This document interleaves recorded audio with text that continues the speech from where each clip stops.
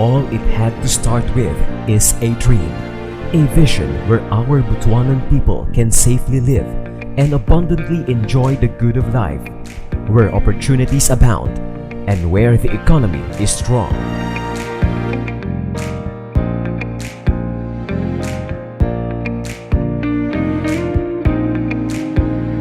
Mayor Democrito Plaza II is an eldest son of most respectable politician Democrito O. Plaza, who dominated Agusan way back in the 60s.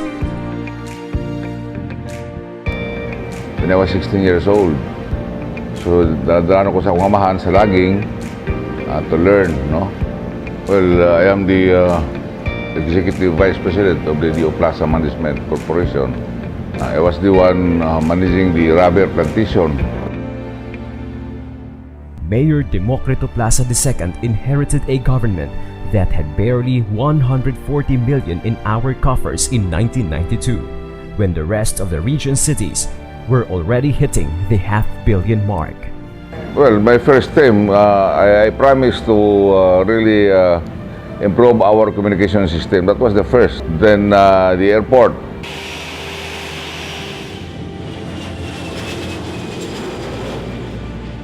He had to contend with problems in transportation and accessibility, with hardly any major road networks to speak of, and the rural areas almost out of reach. So muna, lisod kayo sa una pa yun pagsugod. Tungod kay ang barangay sa una, kanang lagyo, murag lagyo kayo nga barangay pa imong tanahon tungod sa distance ba plus the road conditions. But his job then was not to complain, but to buckle down to work. So it needs really kini bang puspusan yung trabaho yun. Sumug na kay nga kung gusto nga makumpleto ning kalsada magihanag yun para magkonkreting ta later on, dali na lang.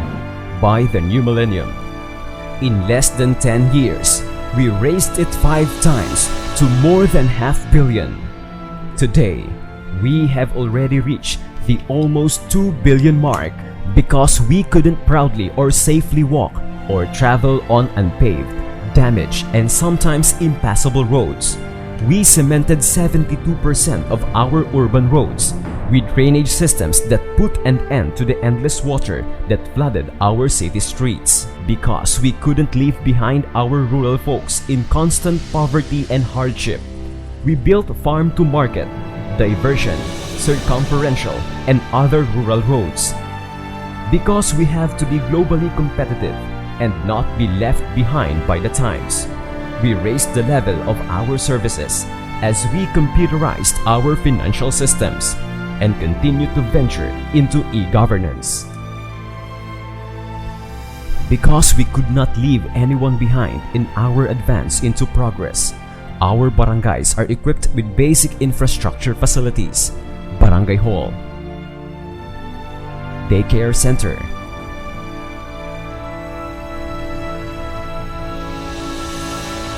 healthcare center,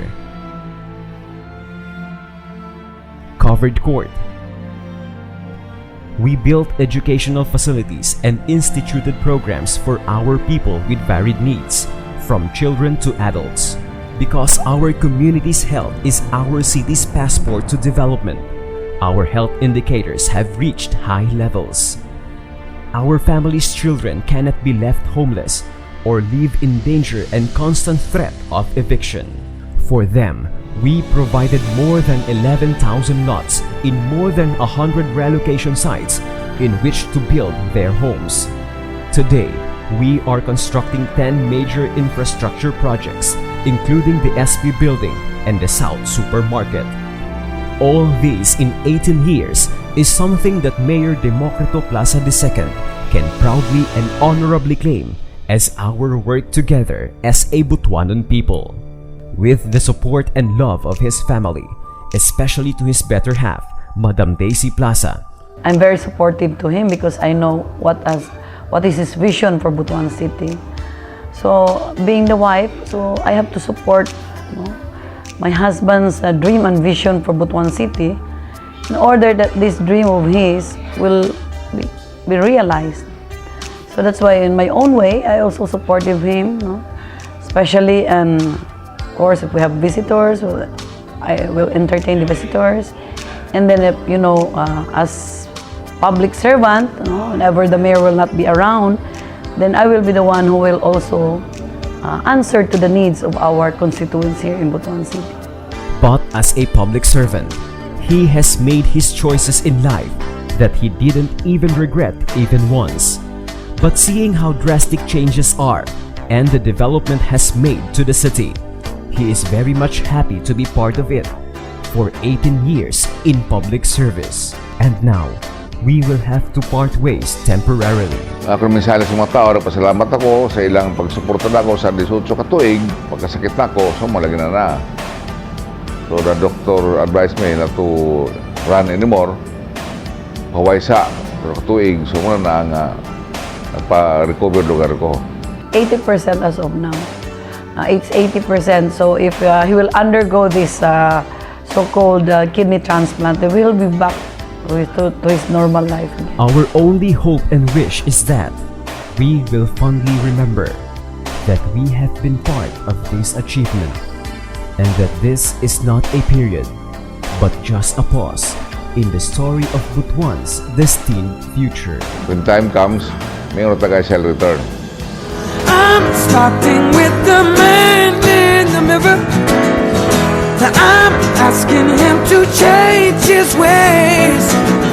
And no message could have been any clearer. If you wanna make the world a better place, then take a look at yourself and make that change. I'm starting with